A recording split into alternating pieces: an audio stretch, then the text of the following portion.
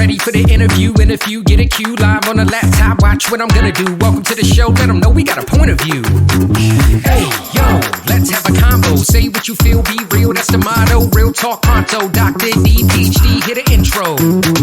Hold up, wait, gotta be social. Network global, a home for the local. Gotta be social. Network global, a home for the local. So you said by necessity you got into professional cuddling. What's kept you in it? And what do you like most about it?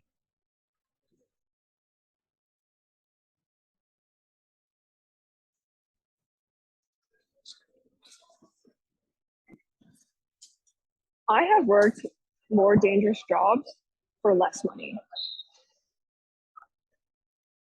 I don't want to say that professional cuddling is easy, because it isn't. There are professional cuddlers who get told by their landlords that they can't bring cuddle clients home. But in 2021, I became a stripper, and I would be working like 4 to 8 hours a night. And sometimes I come home with just $200.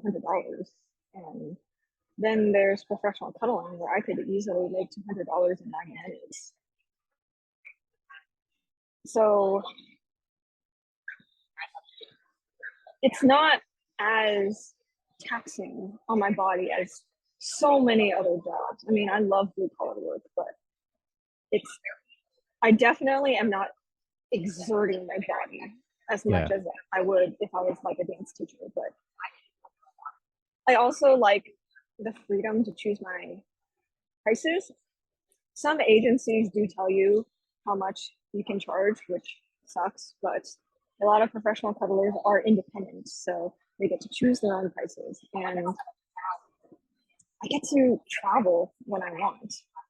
When I was 19, I was broke. I could not go on vacations with best friends, let alone just on my own. But now I have the freedom to do that. When I was a stripper, I was an employee because California has bullshit laws on strip clubs. So I couldn't travel whenever I wanted. And this month, I went to Disneyland with a best friend for a couple of days. And in less than a week, I'm going to be in New Orleans for several days all by myself. And feel like I am living my 19-year-old self's wildest dream. Yeah. And yes, I could have achieved this dream through sex work alone, but it would have taken me much longer to accumulate the funds to do that. Right. What is and it a lot about? more emotional labor. Right. So take us inside the world of like, you're talking about professional cuddling. Why do people want to get cuddling? I mean, is it a basic instinct desire of humans to be held, to have connection, closeness? Talk a little bit about that. Well, it absolutely is a basic human need. Cuddling is a form of intimacy. And so, while not every single person wants to be cuddled, I think every human being to some extent wants intimacy. And intimacy can be between relatives, it can be between friends, it can be between lovers. We are social creatures. I mean, once we are born into this world, like we are dependent on our parents. If they set us down and leave us alone, we'll probably die. Right. Due to exposure or starvation or something. Right. And so us as children, we need to be held. I'm not a neuroscientist, but I'm pretty sure in addition to talking to toddlers, holding them also helps with their brain development. And we still need to be spoken to. We still need to be held once we reach adulthood. And unfortunately, for a lot of people, we stop getting that, or we get held intimately way less frequently. I mean, think about just And hugging. Like people hug less as they get older often, or you experience that, like you hug more often, like if you have a child and you may hug the child and things of that nature. But often adults, unless they're in very social settings and they're meeting with other people, there's not a lot of contact and that form of contact for people as they get older. yeah, and it's sad It because, is. like, I don't think cuddling should only exist within families. I don't think cuddling should only exist within romantic relationships, and the list keeps going. But for example, I grew up in a suburban neighborhood, a very car dependent neighborhood. The public transit was awful. I really didn't have opportunities to connect with people and bond with people outside of my classmates and my immediate family. And so my mom and dad don't really show affection through physical touch. Their love language is acts of service. They show affection to do favors for me, which is Yeah. great. But when you live in like a suburb or a rural area and the only like 3 people within a 5 mile radius don't hug you, it's gonna take a toll on you Yeah. mentally, Most especially if you don't definitely. have a car and if you don't have access to the internet. And then it's like maybe you can get intimacy through a pet dog. And don't get me wrong, I love dogs, but I do need to be held by humans every now and then. Right. Right. It's interesting because it's a deeper conversation than the surface, which is Mm-hmm. someone may look at it and go, professional cuddling, what is that? Is there some sexual nature to it? But I tend to look at a lot of these things as just deeper human desires and needs about connection and feeling wanted and desired. Um, Mm-hmm. which makes me think about, and forgive my ignorance on this, but you mentioned like a BDSM dungeon. I'm just going to put out there, what Yes. is that? Like, what is that? Okay. A dungeon can be a room in a house, or it can be an entire house, or it can be an entire venue. But basically, a dungeon is where kinky things or things close to that nature happen. It's really difficult to describe what BDSM is. It's an umbrella term. If I try to list everything that falls within that category, I'll just ramble for hours on it. Yeah. But it is, and it's a thing for adults. I do not encourage children to dabble in that, just like how I don't encourage children to become professional cuddlers. And I think a lot of us were not really taught by our families all the ways a person can show affection. Yes. Like my dad, I love my dad, but he mainly just worked all day so that he could make money, so that he could put food on the table. Whereas my mom, I mean, my dad does talk to me a lot, but my mom definitely does more of the talking. And like through my dad, he didn't really model what an ideal boyfriend would be like for me. My mom didn't really either. And I'm trying not to replicate my parents' relationship where it's just, I don't want to talk about that, but my parents didn't really give me good examples of what a romantic relationship should be like. And my older sister is only older by a few years. And I don't think she has been in romantic relationships for long periods of time. I mean, she's currently married, but it's only been about 2 years so far. And so,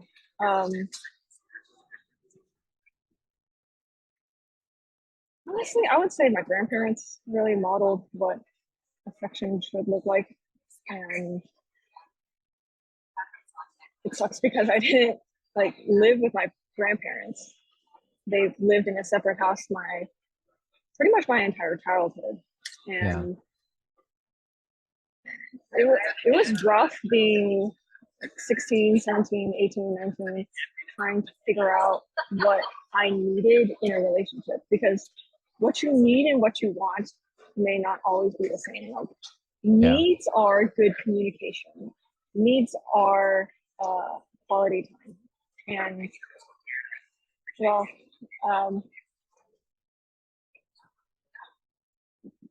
I went through a breakup this year, and it was my longest relationship to date. And I have been in numerous romantic relationships since I became a professional cuddler. And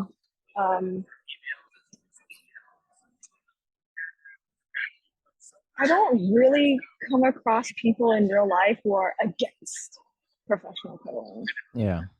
I mainly come across like friends, classmates, neighbors who are concerned about my safety. I don't think I've ever been told I would not date you because you're a professional cuddler. But I do hear a lot of, I worry about you because you're my best friend and you're going into strangers' homes. And who knows if they're recording you, you know? And so, yeah, I would be lying if I said being a professional cuddler doesn't complicate dating. Like, I've been with my current partner for over a year now. We love each other. And then when I started going to cuddle parties, he was like, oh, you're gonna go to cuddle parties? And he is totally cool with me being a professional cuddler. But he was like, oh, what's gonna happen at this cuddle party? Because I think he thought that I was just going to some swinger house. Yeah. And I was like, no, we're not like full on naked having an orgy. We're just cuddling. It's all platonic. And no person I've ever dated has been a cuddle client or has gone to a cuddle party. I am the person who introduces the whole world of professional cuddling to them. I would think so. I mean, how many people are, I think it's a very unique thing because, like, I actually knew someone who did professional cuddling a long time ago. And when they told me, I was like, this is a thing. I had no clue. But then, it wasn't like on this level, like what you're talking about. And I've talked to a lot of people in the sex work industry and different industries related to intimacy and all those. I have not met a professional cuddler since then until now. And I thought this is a very interesting topic to discuss because I think it's much deeper than what the surface reveals itself to be for most people. Yeah, I get really mixed reactions when I converse with strangers. Now, I normally don't get chatty with strangers, but sometimes I have small talk with other people. Like, my boyfriend took me to a house party a few months ago, and he's like, I want you to meet some of my best friends whom I met through college. I'm like, okay. And so we get there, and these are friends who are pretty conservative. And if they're not conservative, then like their spouse is conservative. So I would like bring up professional cuddling, and then they would literally just start ignoring me, which was very rude. And so that hurt my feelings. And at one point during the party, I think I needed a Benadryl because of allergy. I don't know what, but I recall at some point I needed a Benadryl. So I asked my boyfriend to drive me to the nearest pharmacy, and we got the Benadryl, and the cashier just started making small talk, like, hi, what do you do for a living? What does she do for a living? No. And my boyfriend says his occupation, then I say my occupation, and then the cashier just goes, oh, and then just goes back to talking to my boyfriend because I guess it's too difficult to talk to me. Mm. And I was offended by that. Like, we got back into the car and I'm like, I do not want to go back to this party. Fuck those people. Also, what is up with that cashier? Why was I treated like that? And I don't know how old the cashier was. He could have been like a high schooler. Mm. And my boyfriend's like, oh, you should not take it so personally. And it's just,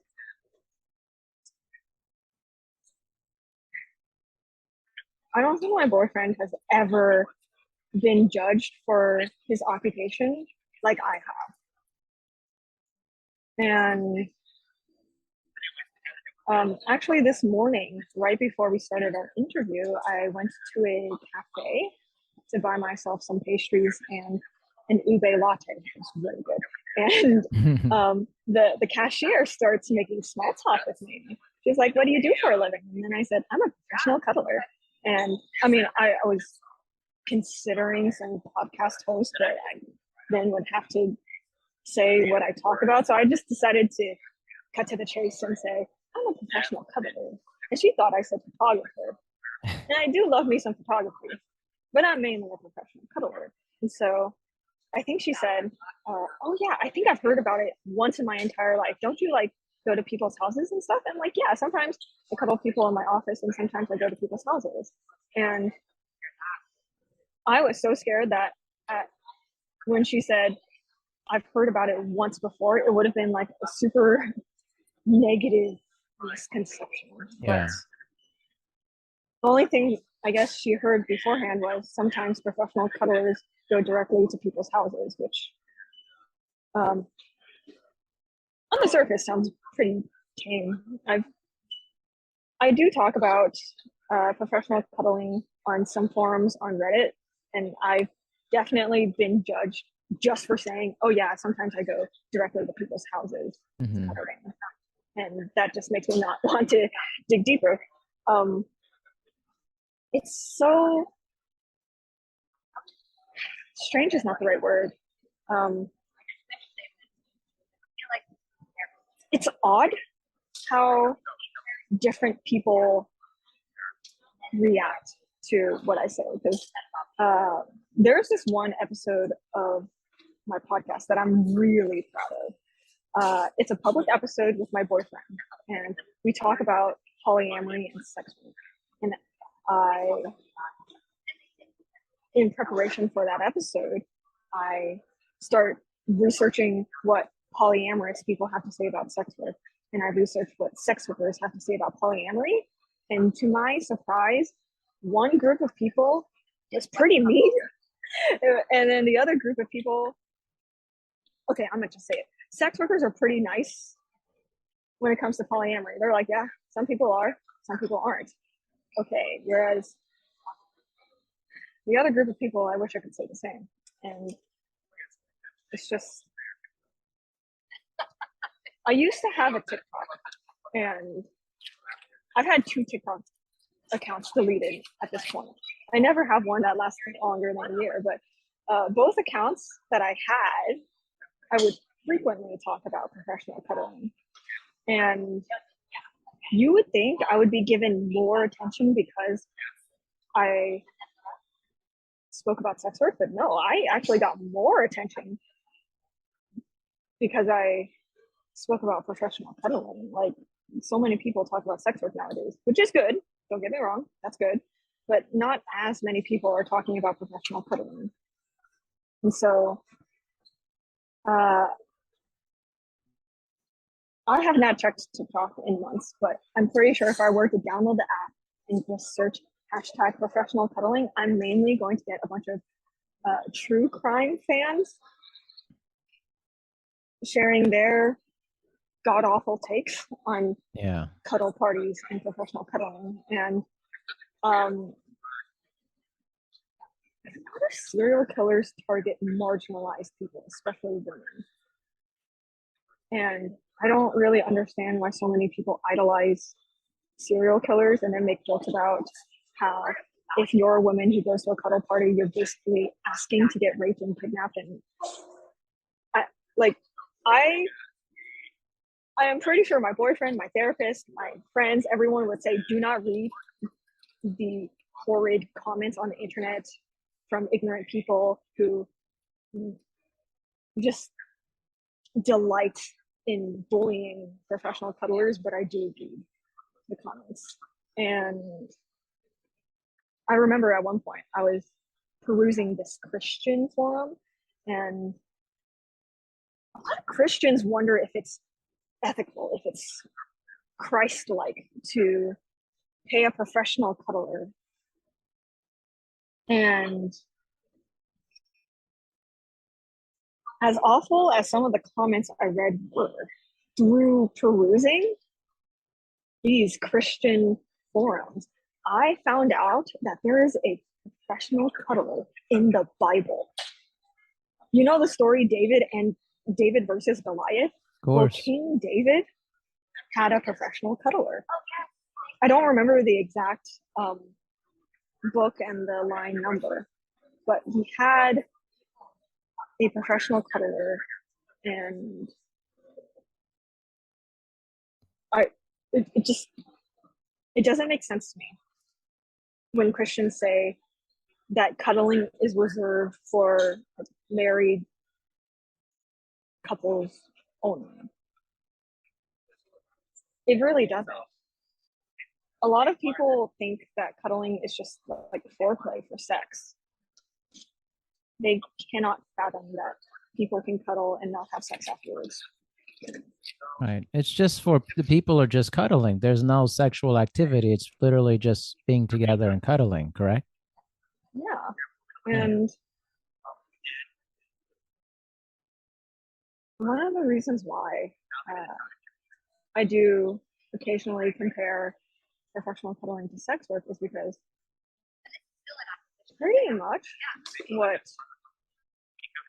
swerves say about sex workers, I've seen people on the internet say about professional cuddlers. And so SWERF stands for Sex Worker Exclusive Radical Feminist. It's a very popular term in the United States. I'm sure other countries have their own acronym for those who claim to be feminists but hate sex workers. And like, I hear,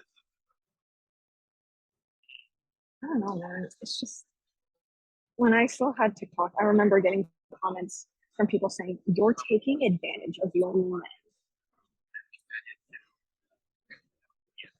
And I would make the argument that predatory people on the internet, like pickup artists who claim that any woman will sleep with you if you do XYZ with her. And I think dating apps like Tinder and Bumble prey on lonely men way more than professional cuddlers do. Like, I am so glad that the internet is such a new invention, because if like incel forums were a thing in like the 1970s, I wonder where the world would be like now. Because those predatory communities are mobilizing fast, and it's just, people make so many excuses to justify their awful takes. Like, so I'm a professional cuddler who requires deposits before meeting. Right? I will not cuddle someone if they don't Venmo me or Cash App me first. And most professional cuddlers have a different policy when it comes to deposits. Some do 50%, some do 100%, some do like 20%. And I'm sure there's a lot of people who would say, that deposits almost guarantee that you're being scammed. And well, I may not discriminate based off of age, but I do gravitate towards my younger clientele, because those people, they don't think, oh, Venmo, what is that? Is that like a scam? Oh, Right. deposits, what are that? Is that a scam? And it's just, I'm not denying that there are good people out there who have been scammed. But the thing is, so I grew up with the internet, right? I am very grateful to have parents who told me, now, if you see someone on the internet whom you don't know claiming to be like your long lost uncle or aunt, and they need you to wire transfer them $2,000, don't do it. Right. But not every person grew up with the internet, and not everyone has had internet access for like a long period of time. And so it's just, I don't really know who to blame for the lack of like digital security, safety, education, but it's certainly not small business owners to blame if you've been scammed by, I don't know, some Nigerian prince. And Yeah, like, but what? scamming is not new to the internet. I mean, it's been going on. It's not new to the internet. Yeah, it's not new. It's like people have been scamming people throughout the ages. It's just a different form of scamming. And it may be more accessible scamming through the internet and to reach more people. It was like the scammers who were around before the internet. It was like a crazy hustle, even crazier hustle, because it had to be like an in-person scam. Mm-hmm. And it was even more like insidious in many ways, because you had to actually have contact with people and scam them. And it can be done digitally, and you would never know the person who did it to you. You may never know that. So it's a strange landscape. I think all of it is a strange landscape, but I think what the internet has done is it's just created it's opening people's eyes to worlds that they once had never even knew existed. And like professional cuddling, if it's the first time for someone hearing about it or learning about it, it's probably just because it hasn't been in their lexicon, hasn't been in their landscape before. It's new, and people are afraid of things that are new and that are different from what they're used to. Like you talked about, like examples of intimacy or building romantic relationships. And I started thinking to myself, well, how many people's parents are good at that, teaching their children that? Probably not many about that. So the internet is giving people lots of information, some good, some bad, but that's the point, is you have to be able to be discerning about what is actually going to benefit you and what is actually not going to benefit you. And that could be tricky for people as well. And there's people who have preconceived conceptions about what cuddling is, or is this good or this is bad. My goal is always just to learn. What is this? What is it about? And inform my opinion after getting information about it, I am both blessed and cursed to have so much to say about this topic. Right. After every interview, I'm like, oh, I could have talked about this and that and this and that. And I want to write books about this. But it's like your debut book, unfortunately, it does say a lot about you. Like with your debut book, if like it's not good, people aren't going to be like, well, maybe their other book is even better. It's like, I really want to write a book about this, but I am an overwriter.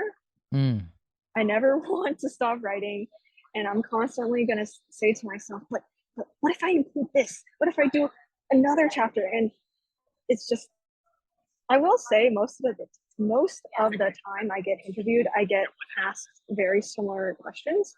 There have been very, very few people who have interviewed me more than once. And so I'm thinking of just answering the most common questions I get, like what typically happens during a cuddle session. But it's, oh my gosh, there are so many things pertaining to safety for professional cuddlers, like getting deposits, screening people, and having a plan for transportation. And what if like this bus is not running, or what if the subway is not running? How do you get to your appointment still? And it's honestly, I could do multiple books on safety for professional cuddlers alone. But I know my audience, like there are some people who listen to my podcast who are cuddle clients. A lot of them are cuddle clients. And then there are some who are sex workers who are curious about professional cuddling. And then there are the professional cuddlers. And then there are people who don't fall under any of those categories, and they literally just like the sound of my voice and hearing me talk. So it's like, I want to please all of these people. But how do you please everyone? I mean, you're a podcast host. Of course. Do you have the answer? I know I don't try to please everyone. I focus on looking at or talking to people that interest me. And it's my education. And if other people want to come along on that, that's their choice. And if they don't want to. So some of my episodes are like universally like loved. And people are like, this is a great thing that a lot of people would like. And some of it's maybe more out there and only I'm into it. And so every episode, every time I reach out, it's because it's just really, it's about what I'm interested in and what I'm curious about. So not everyone's going to like, I mean, I've done over 500 episodes. I'm sure there's many episodes people don't care for. That's okay. But it's generally my education. And it's dangerous to be unknowledgeable about things and to form opinions on things with nothing. Like most people like are very easy to break down, because once you ask them to explain the thing that they're into, if they have no knowledge about it, but they just believe in it, then it's easy to destroy it, what they're into. And so I never want to be that. I want to always have at least a decent amount of knowledge about the things that I'm talking about after I talk to people, and then continue to do it so that I can be someone that's like, okay, listen, I don't have all the answers, but at least I've taken the time to try to understand this. I'm never going to be in that world, but I'm going to try to understand it, and I'm going to be understanding of what's going on. And I love talking to people like yourself, because I think it's just, it illuminates things to me of different parts of life that people cast off without even understanding it. You have to seek to understand. If we don't seek to understand, then we're just making judgments all the time. I don't think that's good for people. You know? And pleasing everyone, you can't do that for everyone. You can't please everyone. It's impossible. That was very profound. I just need to digest that. Let's digest that, Felicity. It's like what you're doing, you know, in my opinion, there's nothing wrong with it. And are there safety aspects to it? Sure. Of course there are. And you know all this, and we don't need to go into it. You've talked to other people. But I also think it's people are born and they're giving a pathway towards what intimacy is. And they're in this lane, and you are not allowed to veer out of this lane in general. But the truth is that people love, connect, grow with each other in a myriad of ways that are outside of the culture. And I'm not interested in demonizing that. I'm interested in learning about it. I may never be into any of it, but it's my job to, at least as a human, to understand it, and then understand why this person does it, and then just be there for them. That's it.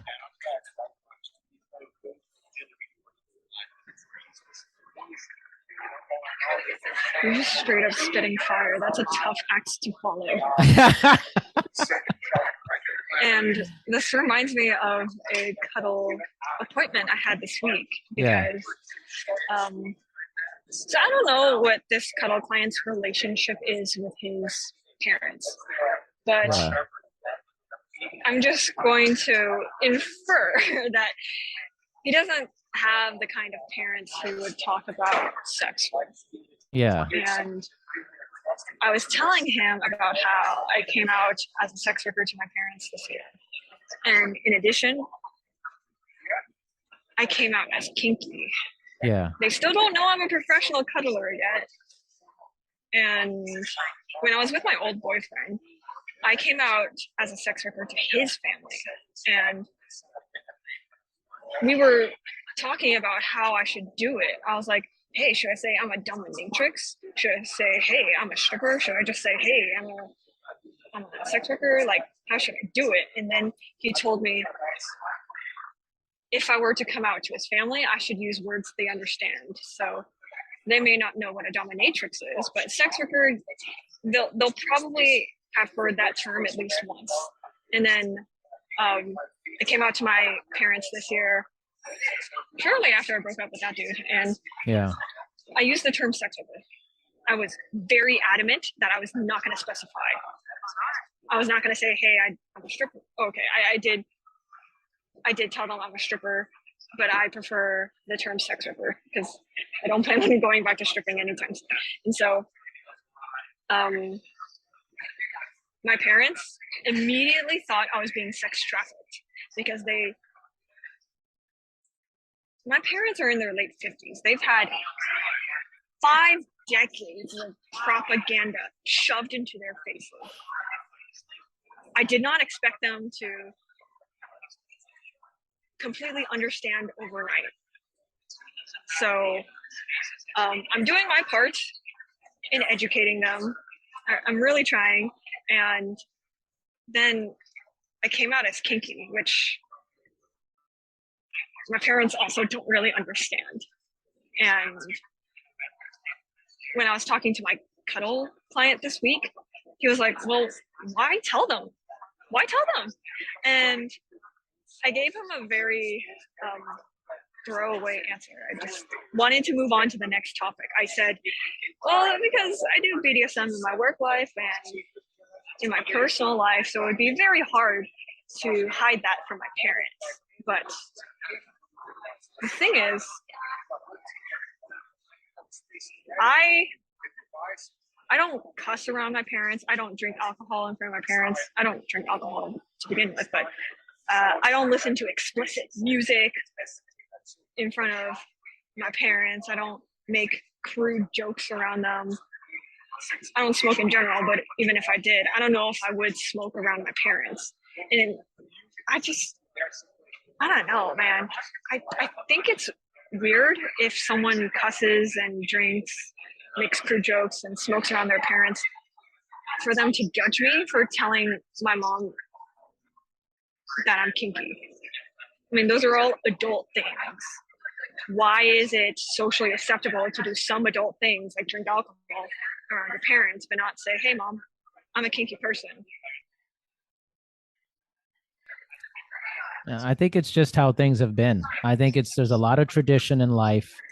And with a lot of people, you've been on one track in your life. The majority of humans are in a lane, kind of a, how do I put this? Kind of a synchronized lane.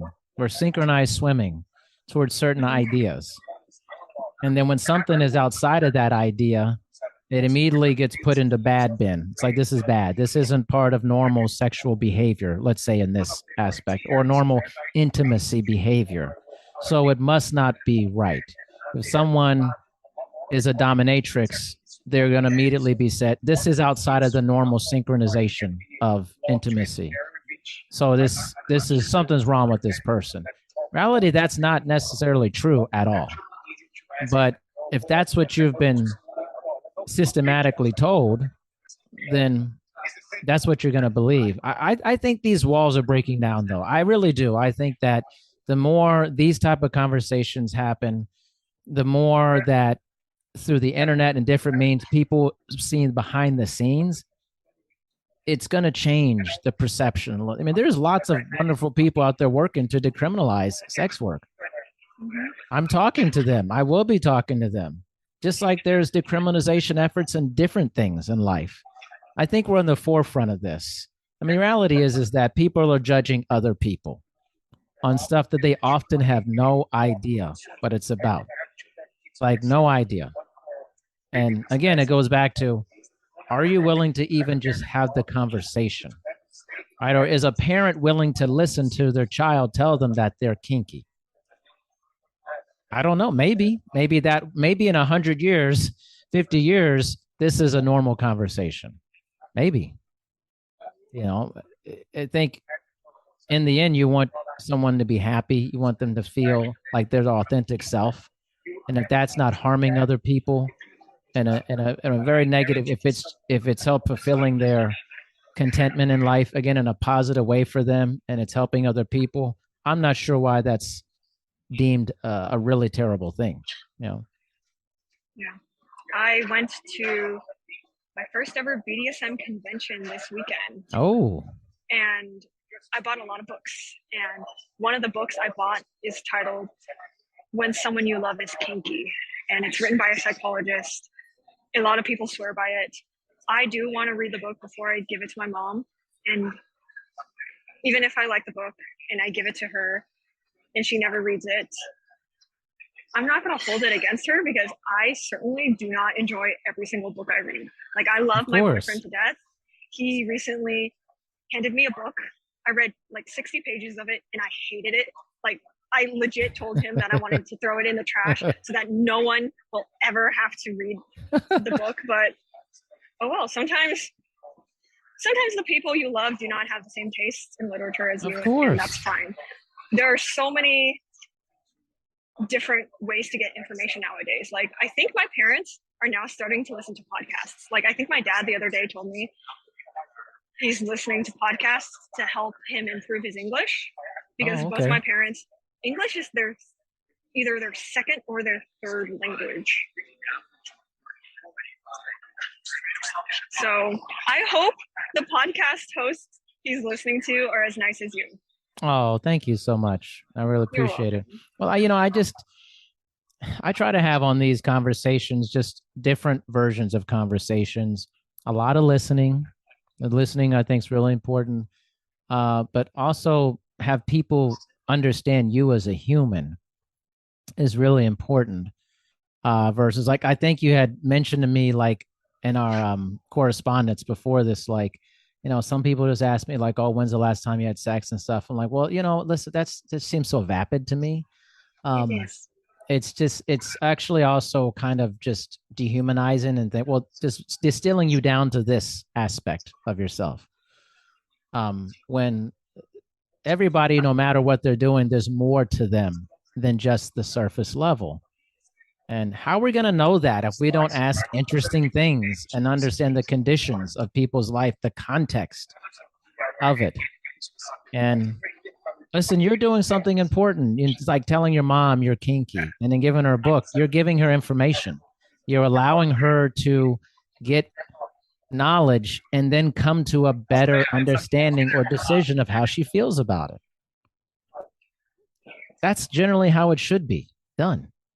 So sounds like you're living a pretty interesting existence. And I'm glad you gave me some of your time to talk about that so that I could understand it better. Thank you for being so understanding. Of course. And can you tell everyone how they could check out your podcast so they can maybe be introduced to professional cuddling and kind of the ins and outs of it? Okay, I am currently editing an episode that I'm very proud of. And since my boyfriend's a Pacific Islander, I decided to research what is the cuddle industry like in the Pacific or Oceania. And I didn't want it to just be pure research, me reading a bunch of statistics and numbers. So for one half of the episode, I talked to him and I'm like, okay, how was your upbringing like in Guam? Did people call you gay if you hugged a best friend who was the same gender as you, because I did when I was like 11. And so we had a very interesting discussion about consent and how he was socialized. And when that episode is out, I will not shut up about it. You can listen to Pro Cuddle Hustle on many different platforms. I will say Spotify is probably the most well-known app that you can listen to my podcast on. I do also upload my episodes on YouTube. It's on Stitcher. It's on many platforms. And I'm considering building a Reddit presence for my podcast. I don't know how well Reddit is for promotion, but I do update my Instagram, my Twitter, my Facebook nearly every day. And a lot of episodes of my podcast get inspired by conversations I have on my socials. So if you use social media, please follow Pro Cuddle Hustle. And on my Instagram, I try to upload polls onto my story every single day. Please vote on those polls. There are some polls that are cuddle clients only, professional cuddlers only, and then some that I just want everyone to vote on. So it really helps. I don't think a lot of university level researchers have published anything really about professional cuddling. If it is, it's probably extremely vacuous. Sorry to all the researchers listening to this, but I really do want to document the cuddle industry. There are so many cuddle websites that went under in 2020. I don't think most of them are ever going to come back. And that's just so much history lost in an instant. So if you would like to help me preserve the cuddle industry, please follow me and listen to Pro Cuddle Hustle. Perfect. Well, Felicity, thank you so much for your time and providing all that information. And I'll be in touch for sure. Thank you so much. Tired of long waits and rushed care at the ER and urgent care clinic?